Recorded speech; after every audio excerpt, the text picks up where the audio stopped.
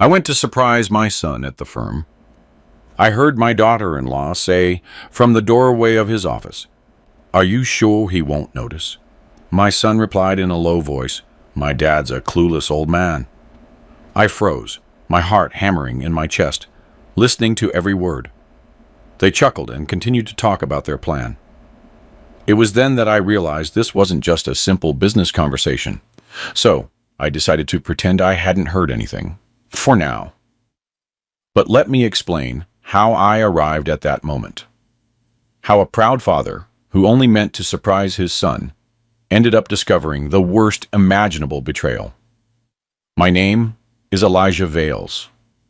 I'm 57 years old. I'm the founder and owner of Vales & Associates, a management consulting firm I built from scratch 28 years ago. I started in a tiny, rented cubicle with a used computer and a ton of ambition. Today we have offices in 5 major U.S. cities and pull in around $40 million in annual revenue. I didn't inherit anything. I didn't have any privileged connections. I had only hard work, intelligence, and a determination to give my family what I never had: stability, security, and opportunity.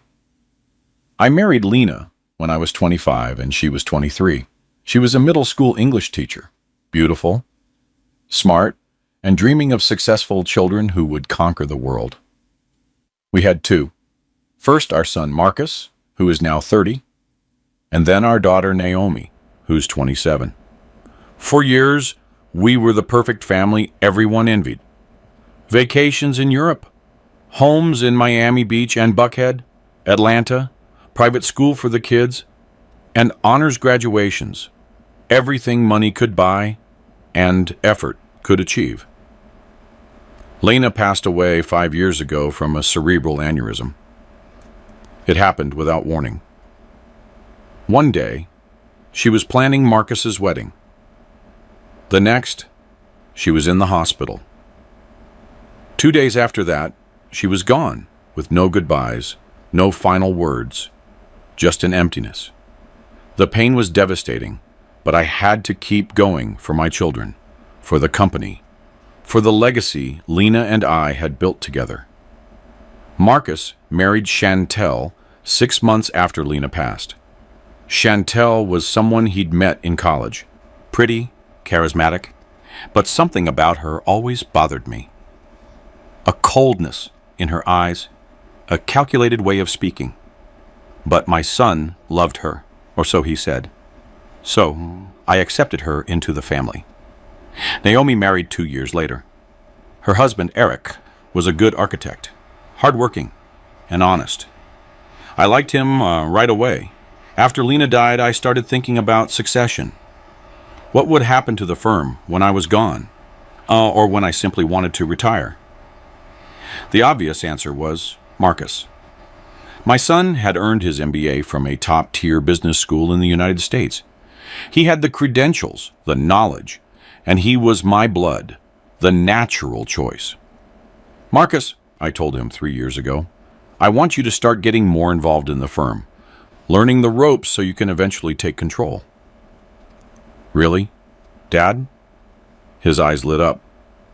"That would be incredible.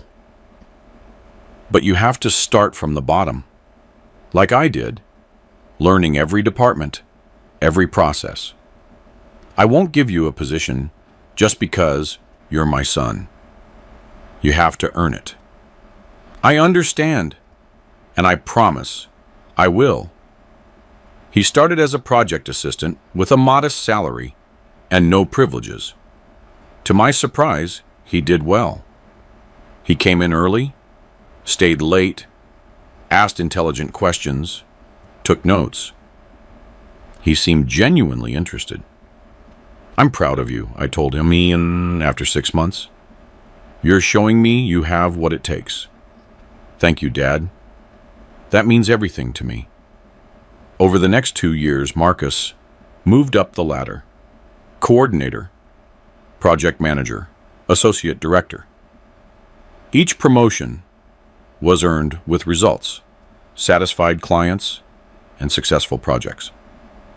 6 months ago, I made the final decision. Marcus, it's time. I'm naming you Chief Operating Officer. You'll be my right-hand man, and in 2 years, when I turn 60, I'll hand you the full CEO role. Dad, I don't know what to say. Thank you. Thank you for believing in me. Just keep proving you deserve it. Chantel was ecstatic. Elijah, this is marvelous. Marcus is finally getting the recognition he deserves. And we're finally getting the stability we need to start a family.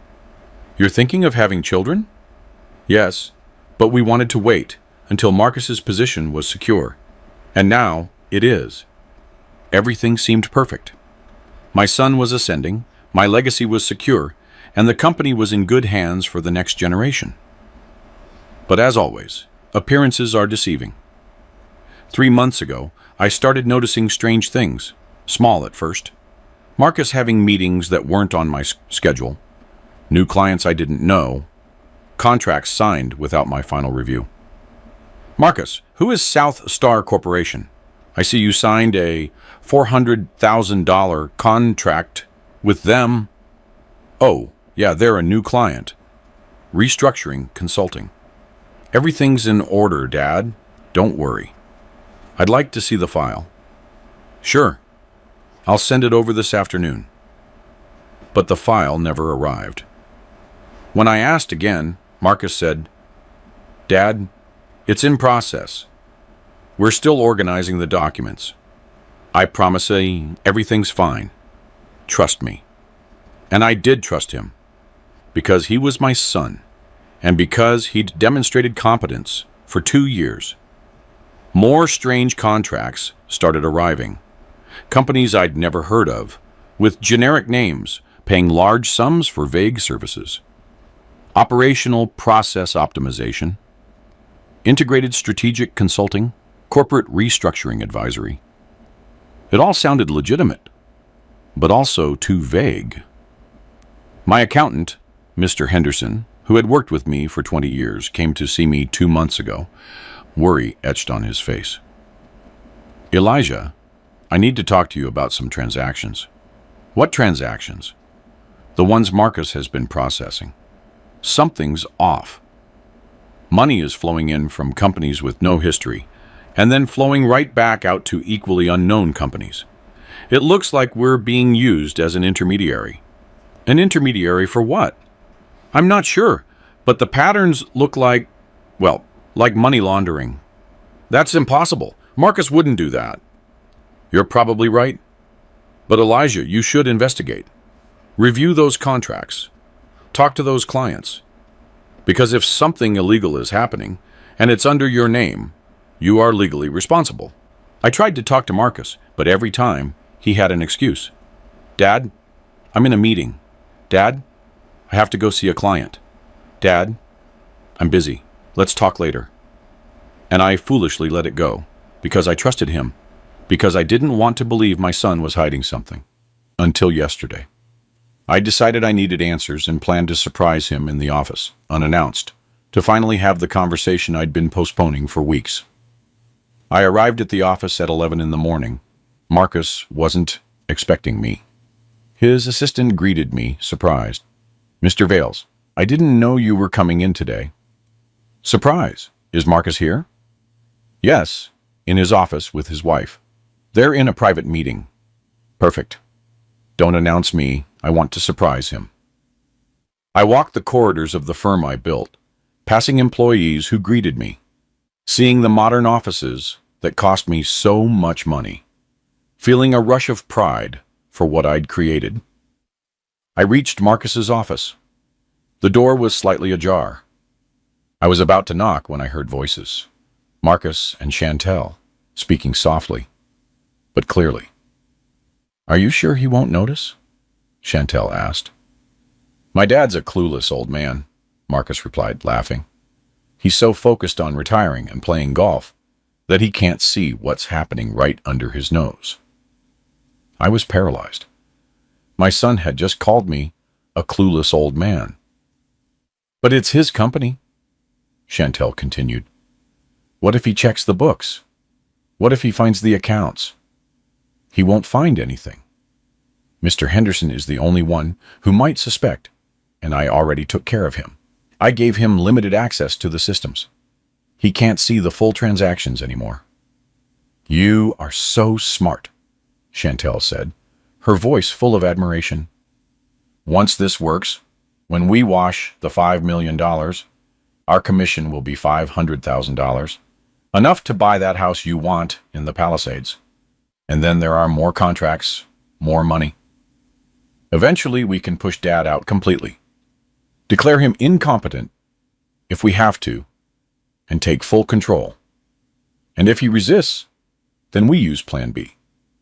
We have enough documentation to incriminate him. Everything is in his name. If anything goes wrong, he's the one who falls, not us. My heart was pounding so hard I thought they would hear it. My son wasn't just calling me names.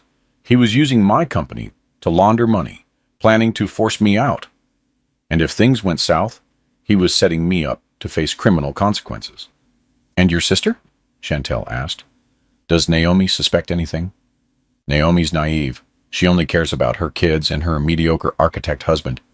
She doesn't pay attention to the business. Even if she did, she wouldn't understand any of this. And if your dad talks to her, if he tells her his suspicions, he won't. He's too proud. He doesn't want to admit he might have made a mistake in trusting me. He'd rather believe everything's fine than face the fact that his perfect son is a fraud. They laughed together, relishing their betrayal, planning my downfall. I backed away silently, my heart in my throat, my hands trembling. I needed to get out, to think, to plan. I walked back down the corridors, this time seeing no one, feeling no pride, only betrayal, pain, and mounting rage. I reached my car, sat down, and processed what I had just heard. My son was using me, my firm, my name, my reputation, to launder money, probably for an organized crime syndicate. If the authorities discovered this, I was the one who would go to prison, not Marcus. He had ensured that.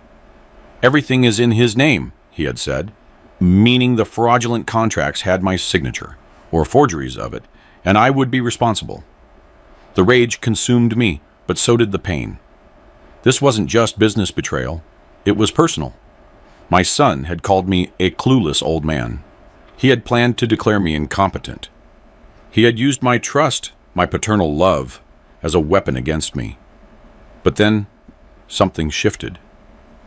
The rage turned into something cold, calculated, and strategic. If Marcus thought I was a clueless old man, he was wrong. I had built an empire from the ground up. I had navigated economic crises, fierce competition, and difficult clients. You don't survive 28 years in consulting by being stupid. If my son wanted a war, he would get one. But on my terms, not his. I pulled out my phone and called my personal lawyer, not the corporate one, who was probably compromised, but Anthony Tony Graves, my college friend, who is now one of the most prestigious attorneys in Atlanta. Tony, I need to see you. Urgent. It's about my company and my son. What happened? I can't say over the phone. Can you come to my house tonight? 8 o'clock sharp, and bring someone who specializes in white-collar crime, because what I found out is serious. I'll be there. Next, I called a private investigator I'd used years ago to verify the backgrounds of potential partners. Robert Sanchez, discreet, efficient, and completely loyal. Robert, I need a full investigation into my son, Marcus Vales, and his wife, Chantel. I want to know everything. Personal finances, affiliations, contacts, bank movements, everything. And it has to be secret. No one can know, not even my son. Especially my son. Understood. Give me 48 hours. I drove home, poured myself a glass of bourbon, and sat in the study where Lena and I used to plan our future, where we had dreamed of our successful children, and our family legacy. I asked myself, at what point everything had gone wrong? At what point had my son become this person? I looked at a photo on the wall. Marcus, at 10 years old, smiling, innocent, pure. Where was that boy? And when was he replaced by this man who called me a clueless old man? My phone rang. It was Marcus. Hey, Dad. Your assistant told me you were in the office today, but you didn't look for me. Is everything okay? His voice was warm, worried, completely false. No, son. I just swung by to pick up some documents. I saw you were busy in your office, so I didn't want to interrupt. Well, you should have come, said hello. I always have time for you. A lie. A pure lie. I know. But don't worry. I'll see you tomorrow at the directors' meeting. I'll be there. And Dad, thank you for trusting me, for giving me this opportunity. I won't let you down. You already have, I thought. You already have in the worst way possible. I know, son. See you tomorrow. I hung up. In that moment, I made a decision. I wouldn't confront Marcus yet. I wouldn't let him know. I knew, because if I did, he'd have time to cover his tracks, destroy evidence, and prepare a defense. I was going to do what he was doing. Act normal. Pretend everything was fine, while secretly gathering evidence, building my case, and preparing my counterattack. Because if 28 years in business had taught me anything, it was this: information is power. And the one who makes the first move without preparation loses. Marcus had made one big mistake. He had underestimated his father. He had assumed I was too old, too trusting, too clueless to see the truth. But I had seen it, and now I was going to use that truth to destroy his plans and teach him the most expensive lesson of his life. Because no one, absolutely no one, uses my name to commit crimes, not even my son. Anthony Graves arrived at my house exactly at 8 o'clock, accompanied by a woman in her 40s, elegant, with a sharp gaze that evaluated everything. Elijah, this is Aisha Jackson, a financial crimes specialist, former federal prosecutor, now in private practice. I told her in general terms what's going on, and she agreed to come. Thank you for coming, Ms. Jackson. Please, call me Aisha. And Tony tells me it's urgent and involves your son. I led them to my study, closed the door, and told them everything. Every word I had heard, every detail, omitting nothing. Aisha took notes on a tablet, her expression growing increasingly serious. Mr. Vales, this is very serious. If what you heard is true, your son is using your company to launder money, likely for organized crime, and he is structuring everything so that you become the fall guy if anything goes wrong. How serious are the consequences? Legally, money laundering can carry up to 15 years in federal prison, and all your assets could be seized, your company closed, your reputation destroyed. And if they're connected to organized crime, the authorities won't easily believe you weren't involved. But I didn't know. But it's your company, your name. Legally, it's your responsibility to know what is happening. Ignorance is not a defense, especially when the operations are under a signature that looks like yours. So, what do I do? Tony spoke. First, document everything. We need solid evidence of the fake contracts, the transactions, everything. And second, protect you legally. Separate your liability from Marcus's. And third, you have to decide, are you going to report your son? Or are you going to try to resolve this privately? What are the options for private resolution? Aisha replied, Confront him. Demand he stops everything, returns the money if possible, and resigns. But Mr. Vales, that is extremely risky. If organized crime is involved, they won't just let their money go, and your son could be in danger. You could be too. And if I report him, then Marcus faces criminal charges, likely prison, and you have to cooperate fully with the authorities, provide all of the evidence, and testify against your own son if necessary. The idea turned my stomach, but the alternative was allowing him to continue, to use me, and eventually destroy me. I need to think, but first, I need all the evidence. I need to know exactly what he's been doing. I can help with that, Aisha said. I have contacts for forensic investigators. We can conduct a secret audit of your firm, find all the fake contracts, all the suspicious transactions, and document everything. It'll take a week, maybe 2. Do it. But it has to be absolutely secret. No one in the firm can know, especially Marcus and Mr. Henderson, your accountant. He already suspects something. I'll talk to him tomorrow and bring him to my side. I need allies inside the company. After Tony and Aisha left, I stayed up late, thinking, planning, processing how I had gotten here. At what point had my son decided that robbing me, using me, and potentially destroying me was acceptable? I thought of Lena, what she would say, how she would react. She was always stricter with the children than I was, more willing to set limits, punishments, and consequences. Elijah, you're spoiling them, she used to tell me. You give them everything without making them work for anything. And one day, that's going to come back to bite you. She was right, as always. But I didn't listen, because I wanted to be the cool dad, the generous dad, the one who gave opportunities without conditions. And now I was paying the price.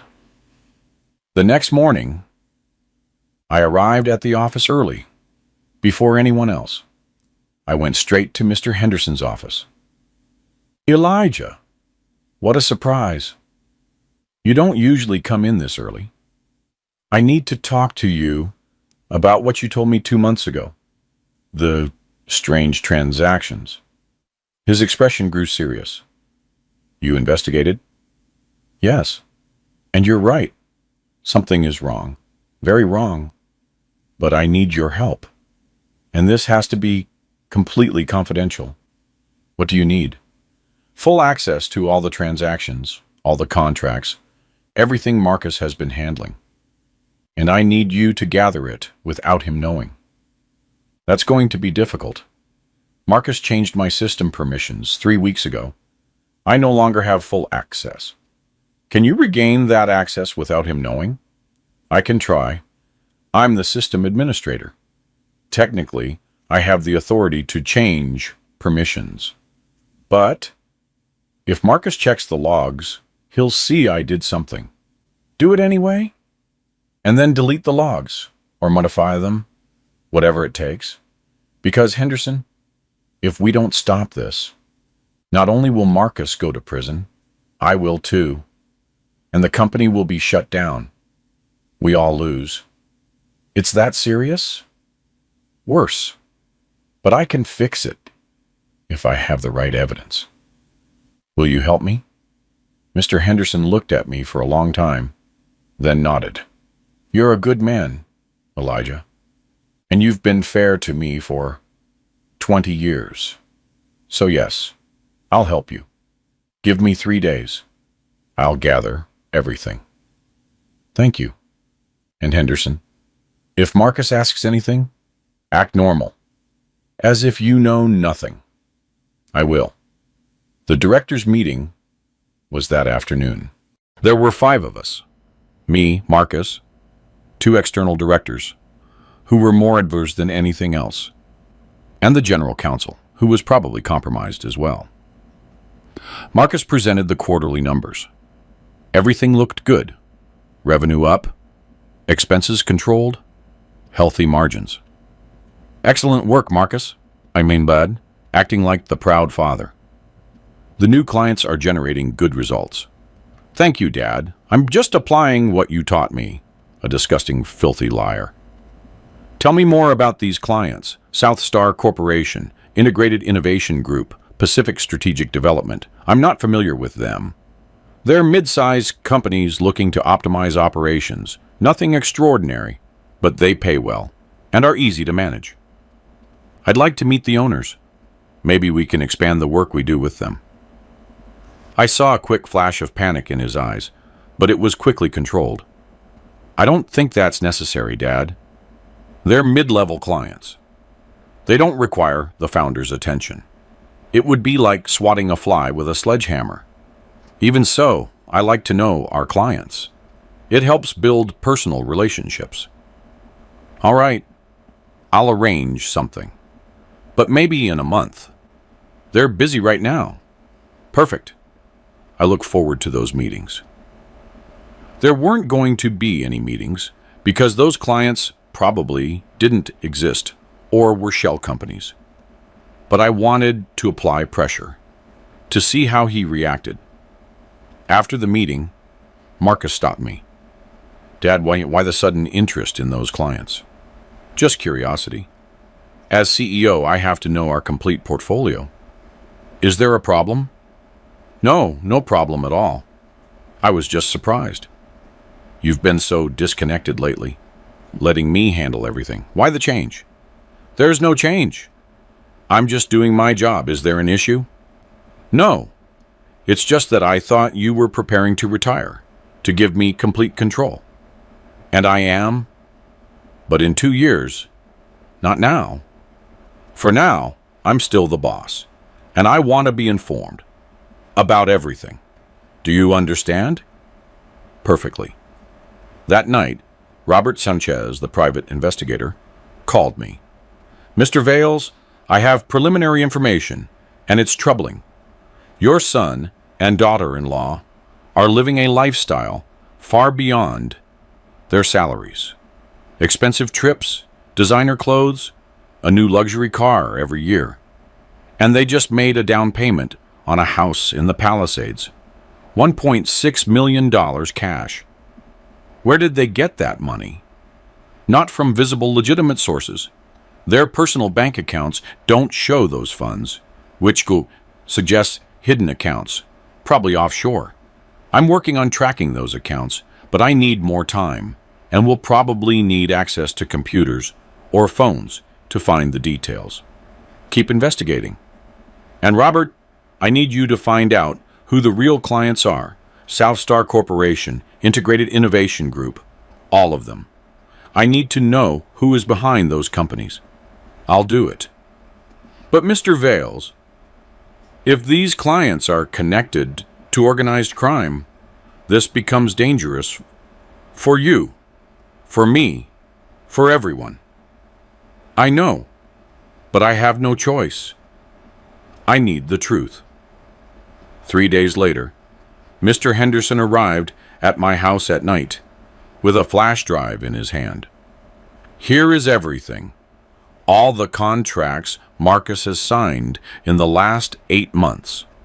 All the transactions, all the money movements, everything. And Marcus suspects?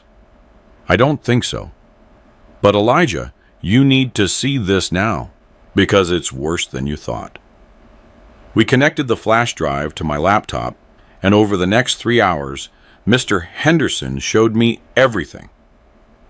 23 shell companies, fraudulent contracts totaling $9 million, money flowing in, money flowing out, using my firm as a washing machine. And my signature is on these contracts? Yes, but Elijah, it's not your actual signature. It's forged.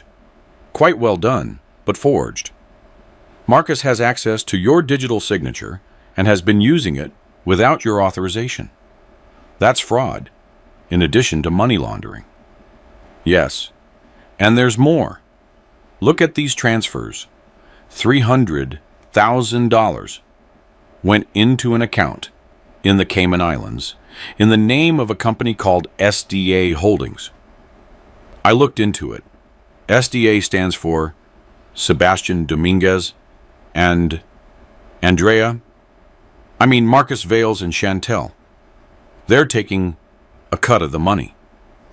Exactly. They're not just laundering money for others. They're stealing a big commission. And if the authorities find this, they'll think you authorized it, that you are the mastermind, because everything is under your name. Marcus made sure of that. The rage consumed me, but so did the fear. Mr. Henderson was right. If this came to light, I was the one who would face consequences. Not Marcus. He had built the perfect structure to sink me. Can you make copies of all of this? Multiple copies in different formats, and secure them in safe places? I already did. I have 3 flash drives. One for you, one for me, and one in a safe deposit box at the bank. Good, because we're going to need this very soon. The next day, Aisha Jackson arrived at my house with her team of forensic investigators. I gave them access to everything Mr. Henderson had gathered. This is enough, she said after reviewing it. Enough to file criminal charges, enough to separate your liability from your son's, and enough to protect you if the authorities are already investigating. Do you think they are? It's possible. Movements of this magnitude generate automatic alerts in the financial system. If someone in the financial crimes unit saw something suspicious, they might be building a case, and they would rather have you as a cooperating witness than as a suspect. So, what do you recommend? That you take the lead. Go to the authorities first, before they come to you. Present the evidence. Demonstrate you were a victim of fraud committed by your son, and cooperate completely. And Marcus. Marcus faces prison, a long time, and his wife too. And if organized crime is involved, their lives could be in danger when those people find out they've been exposed. I don't want anything physical to happen to them. I just want justice. Then you need to act fast, because every day that passes, more money is laundered, and your son digs his own grave deeper. That night, Marcus called me. Dad, can we have dinner tomorrow? Just you and me. There's something I want to discuss with you. About what? The future, the company, accelerating your retirement. There it was, the move I had been waiting for. Marcus was pressing for me to leave sooner, to gain complete control, to operate without my supervision. Of course, son. Let's have dinner. Where? At my house. Chantel is going to cook something special, a family favorite. Perfect. What time? 8. We'll be waiting. I hung up and knew exactly what was going to happen. Marcus was going to pressure me. Maybe try to get me to sign documents. Maybe try to manipulate me emotionally. But I had a different plan, and that dinner was going to be memorable, though not in the way Marcus expected. I called Aisha. My son is going to try something tomorrow night, and I want to be prepared. Can you get me a discreet recording device that I can wear without it being noticed? I can. You're going to record him without his consent? Yes. I know it might not be admissible in court, but I want a record of what he says, what he tries. I understand. I'll get you the equipment. But Elijah, please be careful. If he gets violent, if you feel you're in danger, leave immediately. I will, but I need to do this. I need to hear what he plans to tell me, what he expects me to do. I spent that day mentally preparing, knowing the next day's dinner would be the breaking point, the moment everything would change. And though my heart ached for what I was about to do, my mind was clear, because it was no longer just about me. It was about justice, about stopping someone who was committing serious crimes, and about protecting my legacy, my name, and my freedom, even if it meant destroying my own son. The following afternoon, Aisha handed me the recording equipment, a tiny device the size of a button with a built-in microphone. It adheres to your shirt, invisible under the fabric. It has a battery life of 4 hours, she explained. It records automatically and transmits live to this receiver, which you can leave in your car, just in case. We have backup. Perfect. Thank you. Elijah, seriously, if you feel you're in danger, leave. Call the police if you have to. Don't take risks. I won't. But I need to do this. I need to hear what he plans to say to me, what he intends for me to do. I arrived at Marcus and Chantel's house exactly at 8. A beautiful house in Bel Air that I had helped them buy with a $200,000 loan that was never repaid. Now I understood why. They were using laundered money for everything. Chantel opened the door with a smile that didn't reach her eyes. Elijah, so good to see you. Come in. Thanks, Chantel. It smells delicious. I made your favorite, smoked brisket and collard greens and sweet potato pie. A traditional dinner. Sounds wonderful. Marcus appeared from the kitchen with 2 glasses of wine. Dad, welcome. Here, it's a high-end Cabernet Sauvignon. I know you like it. I took the glass, but didn't drink. Not yet. After what I'd heard, after knowing they'd tried to drug other people in similar situations, I wasn't going to risk it. Thanks, son, but you know I don't drink much before dinner. It fills me up. Oh, sure. Well, whenever you're ready. We sat in the living room. Superficial conversation, the weather, the news, nothing important. But I could feel the tension, as if we were both waiting for the right moment for what really mattered. Finally, after dinner, after the dessert and coffee, Marcus suggested we talk in his private study, man to man, father and son. Chantel discreetly disappeared, leaving us alone. The study was elegant. Built-in bookshelves, a mahogany desk, leather armchairs, all bought with stolen money. Dad, thank you for coming. I know I've been busy lately. Distant, maybe. But it's because I have been working on something important for us, for the family, for the legacy.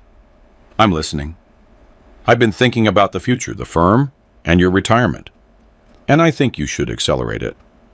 Why? Because you deserve it. You've worked 28 years without a break.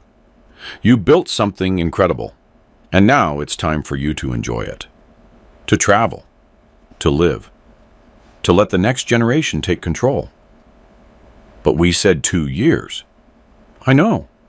But Dad, why wait? I'm ready now. I've proven I can handle everything. The numbers are better than ever. Clients are satisfied. Everything is running perfectly. And what exactly are you proposing? That you transfer the CEO role to me now. You stay on as chairman of the board, with a voice but without daily operational responsibilities, and you get to enjoy your money while you can. Sounds reasonable. But why the urgency? It's not urgency. It's opportunity. Dad, I have plans, big plans, to expand the firm. New markets, new services. But I need complete autonomy to execute them. And as long as you're the CEO, I need your approval for everything, which slows things down. I understand. And do those plans include the new clients you've been bringing in? The companies with the generic names? I saw a flicker in his eyes. Surprise, maybe fear, but quickly controlled. Yes, exactly. Those clients are the future. Startup companies that need intensive consulting. Very profitable, but they require discretion and agile decision-making, which is easier if I have total control. Discretion? Why would they need discretion? Because they're private companies that don't want their competitors to know they're reorganizing or having problems. It's normal in our business. Of course. But Marcus, as CEO, I have the right to know all our clients, to review all the contracts, don't I? Of course, and you can do that whenever you want. Perfect.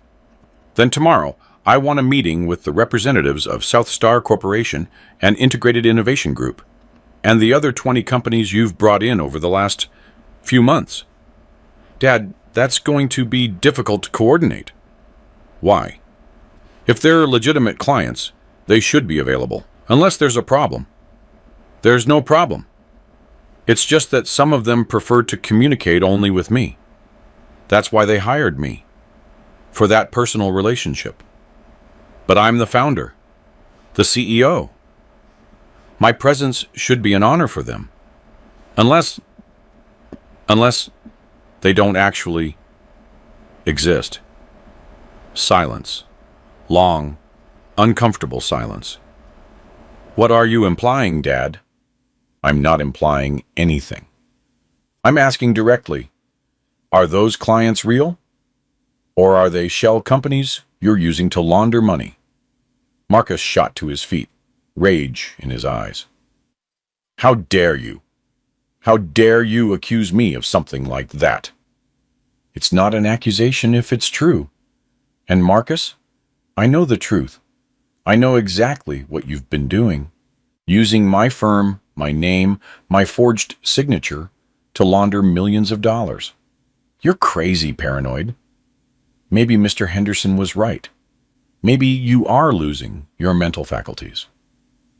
Mr. Henderson said nothing of the sort.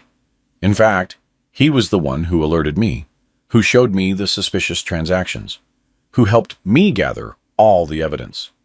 Evidence? What evidence? Of the 23 fake contracts, of the $9 million laundered, of your account in the Cayman Islands where you've deposited your commissions, of everything. Marcus paled. For the first time, the control vanished. It was replaced by pure panic. You don't have anything. You're inventing this. I have everything. Contracts, transactions, bank records, testimonies. And most importantly, I have your voice. The recording of you and Chantel 1 week ago, planning how to get me out of the company, how to declare me incompetent, if necessary, and how to use me as a scapegoat, if anything went wrong. You were spying on us. No. I came to surprise you at your office, and overheard you by accident, calling me a clueless old man, laughing at me, planning my destruction. Marcus sank into his chair, defeated, or pretending to be defeated. Dad, I can explain. There's no explanation that justifies what you did. Treason, fraud, money laundering, signature forgery. Do you know how many years in prison you're facing for that? Dad, please. You don't understand. I didn't have a choice. I was in debt to bad people, dangerous people. And they offered me a way out, use the company to wash their money, and they would forgive my debts. I didn't have a choice. There's always a choice. You could have come to me, asked for help. But instead, you chose to use me, destroy me, and blame me if anything went wrong. I didn't want to involve you. You already did. Everything is in my name. My signature, my firm, my reputation. If the authorities discover this, I am the one who will go to prison, not you. I'm sorry, Dad. I really am sorry. But we can fix this. We can stop everything, return the money, close those accounts. No one has to know. It's too late for that, because I already know, and I won't allow this to continue. What are you going to do? What I should have done from the beginning, protect myself. And that means reporting you. You can't do that. I'm your son. You are a criminal who happens to share my blood, but that doesn't give you the right to destroy me. Chantel ran into the study. She had clearly been listening from outside. Elijah, please, think about your family, your legacy. If you report Marcus, the scandal will destroy the firm. Everything you worked it for will disappear. Is that what you want? What I want is justice and protection for myself and for the legitimate firm I built, not the criminal operation you created. We're family, Chantel pleaded. Family protects. Family forgives. Where is your compassion? My compassion died when I heard your husband call me a clueless old man. When I discovered you planned to declare me incompetent. When I understood you would watch me go to prison for your crimes without batting an eye. Marcus changed tactics. The pleas turned into threats. Dad, if you do this, if you report me, I'm dragging you down with me. I'm going to say you knew everything, that you planned it, and that I was just following orders. Go ahead. Try.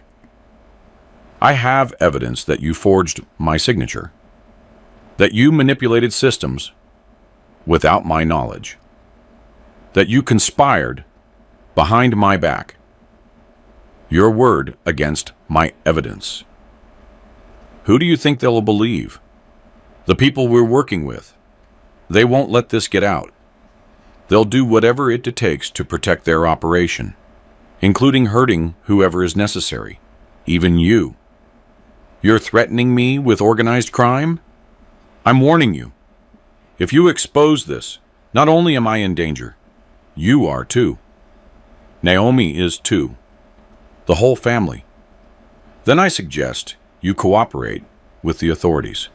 Give them names, information, everything you know, so they can protect all of us. And so that maybe, just maybe, your sentence will be reduced. I'm not going to be a snitch. Then you're going to be a prisoner for many years. You decide. I stood up to leave, but Marcus blocked the door. You're not leaving until you destroy that evidence, until you promise you won't say anything. Get out of my way. No, not until you promise me. Marcus, move now. I pushed him gently, but he reacted by grabbing my arm, hard, with desperation. You're not going to ruin my life. I won't let you. Let go of me now, Chantel intervened, pulling him. Marcus, let him go. You're making things worse. He finally released me, and I walked out of that house trembling, not with fear, but with rage and pain. That wasn't my son, not the one I knew. He was a dangerous, desperate stranger. I reached my car, checked that the recording had worked, and yes, every word had been captured, including the threats, the admissions, everything. That night, I called Aisha. I need to go to the authorities tomorrow, as soon as possible, because this is escalating, and it's no longer safe to wait. I understand. I'll make the calls. I have contacts at the district attorney's office in the financial crimes unit. We'll present everything with guaranteed protection for you and your daughter, Naomi. She knows nothing of this, but Marcus threatened that organized crime might hurt her. We'll ask for protection for her, too. The next morning, I called Naomi. Honey, I need to see you urgently at my house. It's important. Dad, what's wrong? You sound worried. I am, but I can't explain over the phone. Just come. Bring Eric if you want, but I need to talk to you. An hour later, Naomi arrived with her husband. I told them everything, every detail, from what I heard in Marcus's office to the confrontation the previous night. Naomi cried. I can't believe it. Marcus was always the perfect brother, the successful one. How could he do this? I don't know, honey, but he did. And now I have to protect all of us. What are you going to do? I'm reporting him today, and the authorities are going to arrest him, probably today or tomorrow. I want you to be prepared, because the media will cover this, and our family will be under scrutiny. Eric spoke. Mr. Vales, is there a real risk of organized crime? Should we be worried? Possibly. That's why I'm asking for protection, for Naomi and for you, until the criminals involved are arrested. And the company? What will happen to it? It will survive, because I'm going to prove that the criminal operations were carried out without my knowledge by Marcus. And I'm going to clean house, fire anyone involved, and rebuild the reputation. What about Marcus? Are you going to visit him in prison? Are you ever going to forgive him? I don't know, Naomi. Honestly, I don't know. Part of me still loves him because he's my son. But another part can't forgive what he did, what he tried to do to me. That afternoon, accompanied by Aisha and Tony, I went to the offices of the district attorney with boxes full of evidence. Documents, recordings, everything. Assistant District Attorney Wallace, a woman in her 50s with a serious expression, reviewed everything for 3 hours, asking questions, verifying details, taking notes. Mr. Vales, this is enough to proceed. We will issue arrest warrants for your son, your daughter-in-law, and anyone else we identify as an accomplice. When? Tonight. A coordinated operation, so they don't have time to flee or destroy evidence. And do I face any charges? Not for now. Your cooperation and the evidence that you were a victim of fraud protect you. But Mr. Vales, you will have to testify against your son when the case goes to trial. I know, and I will. I also need to warn you, the people your son was laundering money for won't be happy when they find out they've been exposed. We're going to offer you protection, but you have to take it seriously. I will. That night, at 10 o'clock, teams from the district attorney's office simultaneously entered Marcus's house and his office. They arrested him and Chantel, formally charged them, and took them in for booking. The news exploded. Son of prominent CEO, arrested for money laundering. Criminal operation in consulting firm. Father reports. Son for fraud. The media sought me out, wanting statements, photos, and explanations. But Aisha advised silence. Let the prosecution manage the public narrative. You just protect yourself. 2 days later, Marcus asked to see me from the county lockup, where he was awaiting trial. Aisha advised me not to go. You're not obligated, and it could be emotionally dangerous.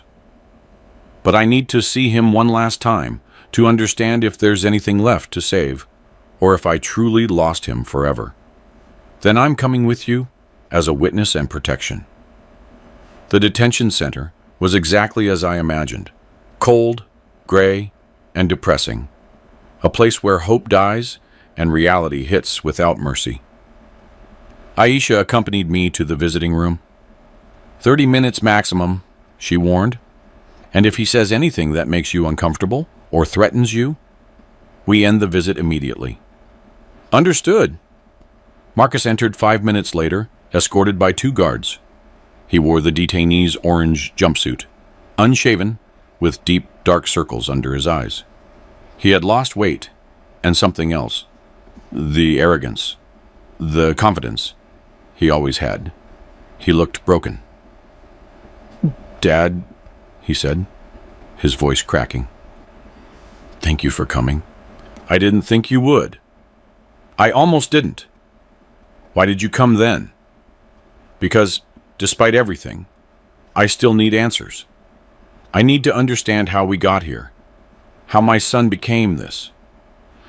Dad, I didn't want this to happen. Not this way. What way did you want it to happen? Did you want me to go to prison in your place? To carry your crimes while you lived on stolen money? No, I thought you would never find out. That I could manage everything without you knowing. And then, when I had complete control, I would clean everything up, push out the criminal operation, and the firm would be legitimate again. And you expected me to believe that? It's the truth, Dad. I was trapped. I owed bad people money. A lot of money. And they offered me a way out. Use the company temporarily. Wash their money. And my debts would be forgiven. I thought it would be for 6 months, maybe a year, and then everything would go back to normal. But it didn't. You kept going for 8 months, washing more and more money, stealing commissions, buying houses, living beyond your means. I know. I got carried away. The money was so easy. And Chantel wanted things. A bigger house, trips, clothes. And I wanted to give them to her. I wanted to be the husband she deserved. And what about being the son I deserved? The honest man your mother and I tried to raise? Tears rolled down his cheeks. I failed at everything. I know it. And I'm sorry. Are you truly sorry, or are you just sorry you got caught? I'm sorry for everything. I'm sorry I betrayed you, called you a clueless old man, planned to push you out, forged your signature, put your freedom at risk, everything. And if I hadn't found out, if you had continued to trust me blindly, would you have stopped? Silence. Long, uncomfortable silence. I don't know, he finally admitted. Probably not. Because I got used to the money, the lifestyle, and I didn't want to give it up. Then you're not really sorry. You're sorry you lost, that your plan didn't work, but you don't feel genuine remorse for what you did to me. That's not true. No, Marcus. You called me a clueless old man. You laughed at me with your wife. You planned to declare me incompetent if I didn't cooperate. And you structured everything so I would go to prison if things went wrong. That doesn't sound like someone who loves me, who respects me. I was scared, desperate, saying things I didn't really mean. A lie. In moments of desperation, people show their true selves. And your true self sees me as an obstacle, as a resource to exploit, not as a father. Marcus was sobbing. Now what do you want me to do? What can I do to fix this? Tell the authorities the truth. Give them names, information about the criminals you were working for. Help dismantle their operation and accept the consequences of your actions without trying to reduce your liability, without blaming others. And if I do that, if I cooperate completely, will there be a chance to rebuild something between us? Not now, but someday, when I get out? I don't know, Marcus. Honestly, I don't know. The damage you did was immense, and I don't know if I can ever completely forgive it. But I can say this. If you cooperate, if you show real change, if you serve your sentence with dignity, maybe, just maybe, we can talk as two people who share a history. I don't know if as father and son, but as people. That's more than I deserve, much more. Because what you deserve is for me to turn my back on you and never look back. But I'm offering a possibility, a very small, very conditional possibility. And Mom, if she were here, what would she say?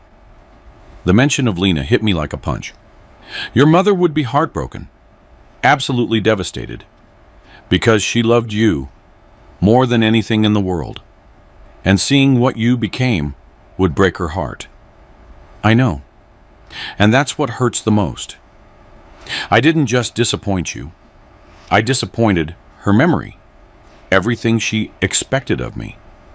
Then honor her memory by becoming someone better. It won't be easy, and it will take years, but it's the only way. I'm going to try. I promise you. Promises mean nothing, Marcus. Only actions do. Remember that. I got up to leave. But before I walked out, Marcus said something else. Dad, there's something else you need to know. Chantel is 2 months pregnant. And when the baby is born, I'll be here, in prison. And the child will grow up without a father. That's my punishment for what I did. My heart stopped. A grandson. My grandson, who was going to be born into the worst possible circumstances. Does Chantel know? Yes. That's why she's so desperate, so scared. Because she's pregnant. And her husband is in prison. And she doesn't know how she's going to survive. And you're telling me this for what? To manipulate me?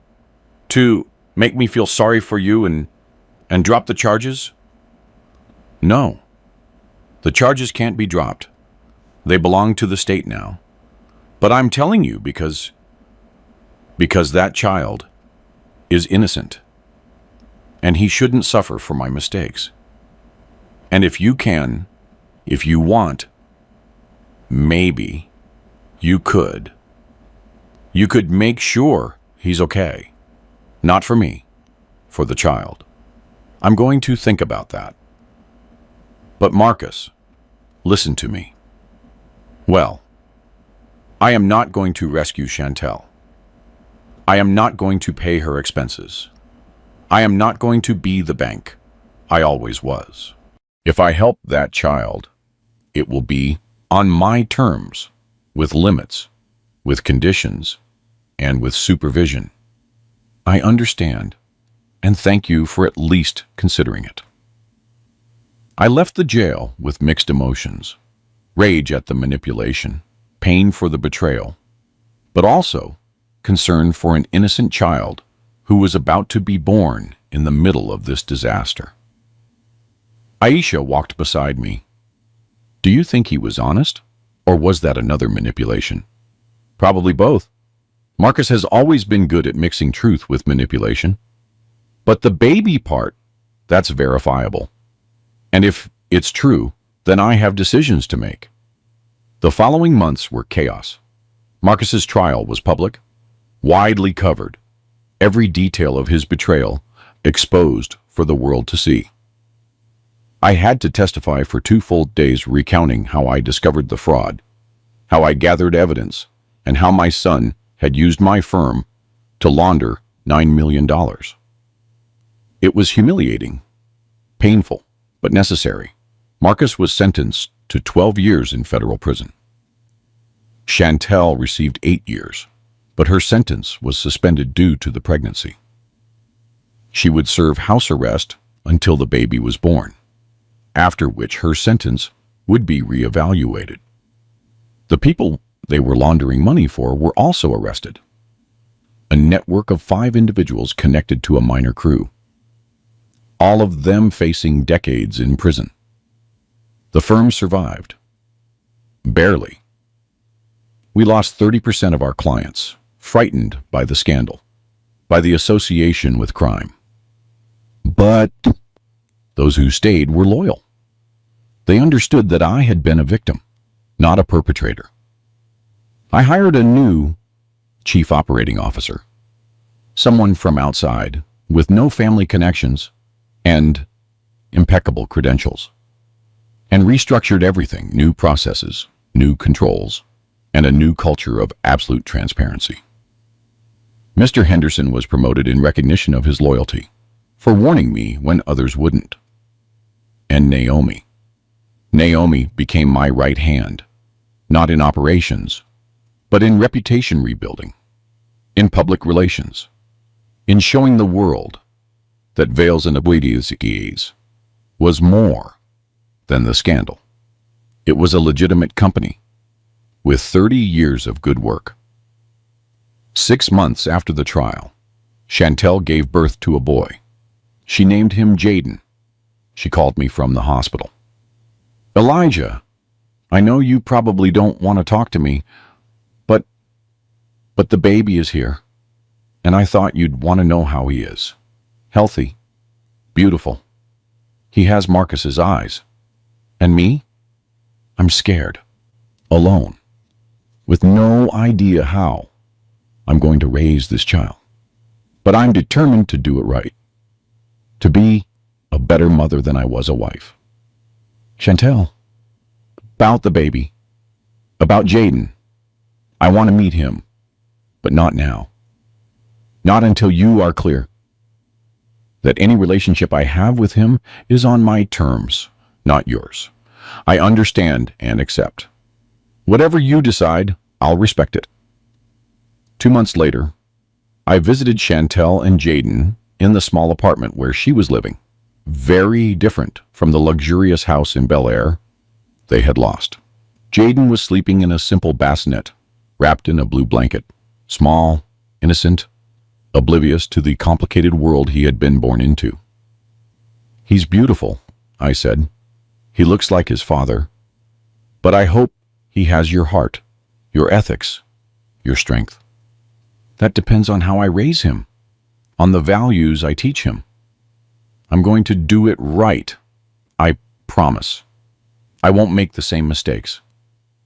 And Marcus? Have you visited him?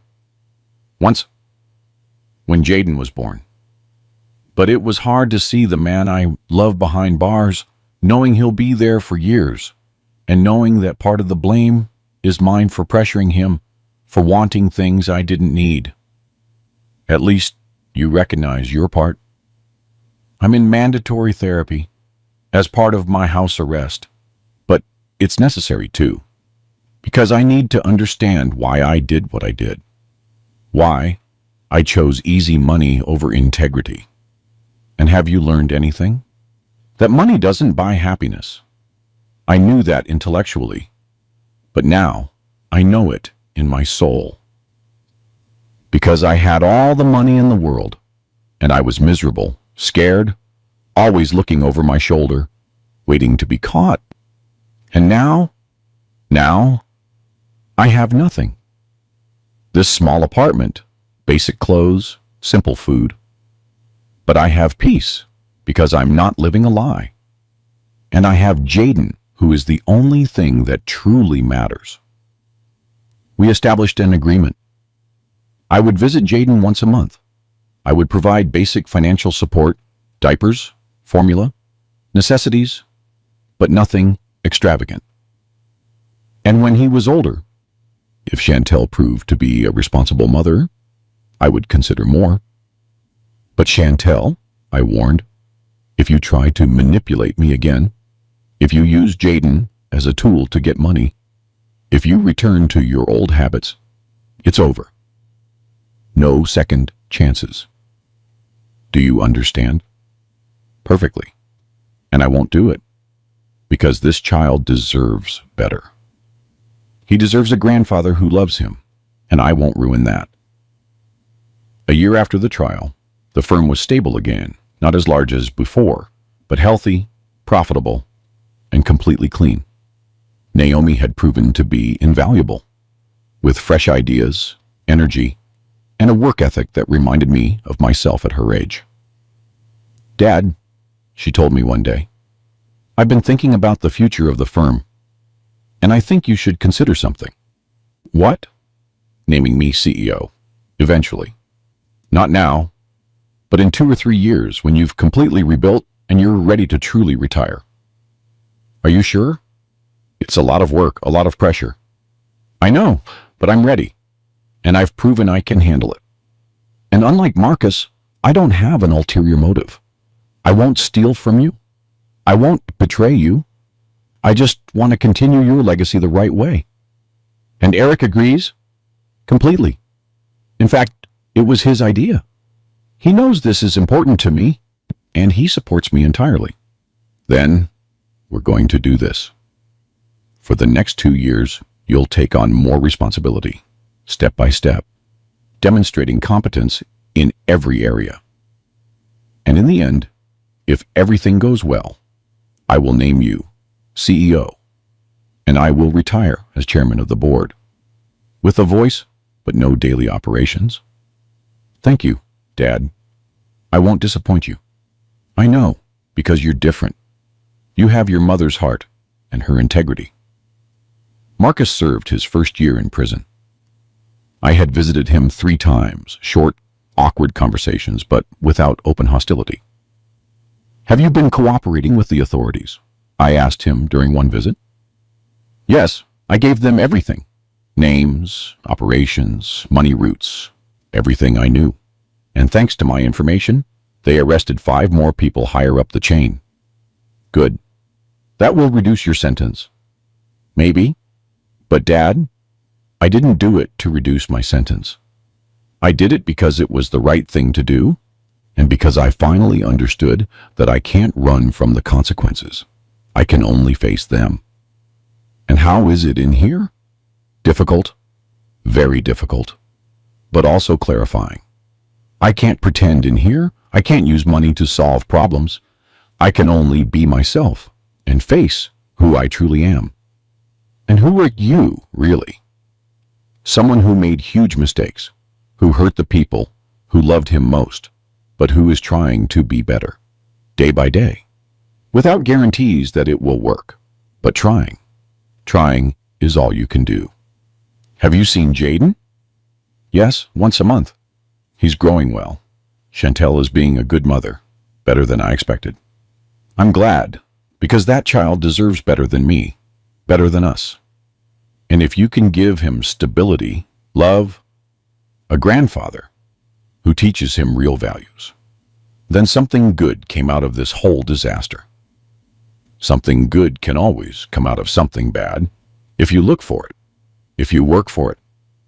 2 years after the trial, I celebrated my 59th birthday with a small dinner at my home.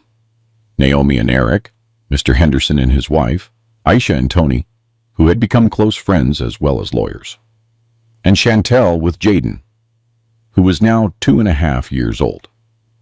Jaden ran through the garden, laughing, chasing butterflies, completely unaware of his family's complicated history.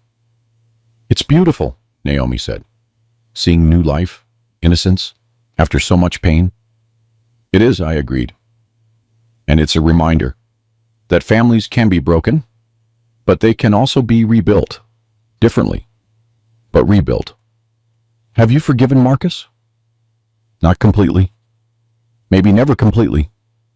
But I've accepted what happened and I've decided to focus on the future, on protecting Jaden, on building something with him that I couldn't build with his father." "Do you think Marcus will really change?" "I don't know. He has 10 more years in prison. Plenty of time to think, to grow, or to become bitter. It's up to him. But my life no longer revolves around him. It revolves around you all, around Jaden, around the firm, around the things I can control." That night, after everyone left, I sat in my study, the same place where I had processed the betrayal 2 years ago, where I had mourned the family I thought I had. But now, looking at photos from the dinner, seeing a smiling Naomi, a playing Jaden, and a finally peaceful Chantel, I understood something fundamental. The family you have isn't always the family you need. And when that family betrays you, when it uses you, when it tries to destroy you, you have the right to rebuild, to choose who deserves to be in your life. Marcus made choices, bad choices that led him to prison. And although a part of me will always love him, because he was my son, another part understands that love is not enough without respect, without integrity, without reciprocity. And I chose my dignity, my freedom, and my peace over protecting someone who didn't protect me. If you're hearing this story, if it resonates with you in any way, I want you to understand something. Family fraud is real. It's common, and it's devastating. Children who use parents' firms to launder money. Children who forge signatures, who steal, who betray, and who expect family love to shield them from the consequences. But love cannot, must not, protect crime. And parents have the right to defend themselves to seek justice, to set boundaries, even when those boundaries mean prison for their children. I went to surprise my son and discovered he was using me to launder money, that he saw me as a clueless old man, that he planned to destroy me if necessary. And though it hurt, though it nearly destroyed me emotionally, I defended myself. I gathered evidence. I reported him, and I survived. And today, 2 years later, I have a clean firm, a daughter who respects me, a grandson who's growing up in a better environment, and a peace of mind I hadn't had in years. Was it worth reporting my own son? A difficult question, because I lost the relationship I thought we had. But I gained something more valuable: authenticity, security, and the certainty that I did the right thing. From Atlanta, Georgia, at 59 years old, and with a life rebuilt from betrayal, I wish you courage. Courage to see the truth, courage to document it, courage to act, and courage to live with the consequences of doing the right thing, even when it's the hardest thing. My son called me a clueless old man. He used me. He tried to destroy me. But I was smarter, more prepared. And when the time came, I didn't hesitate to defend myself. And though a part of my heart still aches for what I lost, another part celebrates what I gained. Freedom to live without fear, without being used, and surrounded by people who truly value me. That, at the end of the day, is all that truly matters. Thank you for listening to my story. And if it helped you in any way, if it gave you perspective or courage to face your own situation, share it, because somewhere, someone else is being used by family and needs to know that they are not alone, that they can defend themselves, and that survival is possible. Blood is not enough to justify abuse. Love is not enough without respect. And the family you build is sometimes better than the family you were given. I learned that the hard way, so you don't have to. Did you like my story? And which city are you listening from? Let's meet in the comments. If you liked the story, you can support me by sending a super thanks so I can keep bringing more stories like this. Thank you so much for your sweet support. I'm looking forward to your comments on the story. On the screen, you can see 2 new life stories that I highly recommend. There's so much more on my channel. Don't forget to subscribe. See you in the next life story, with love and respect.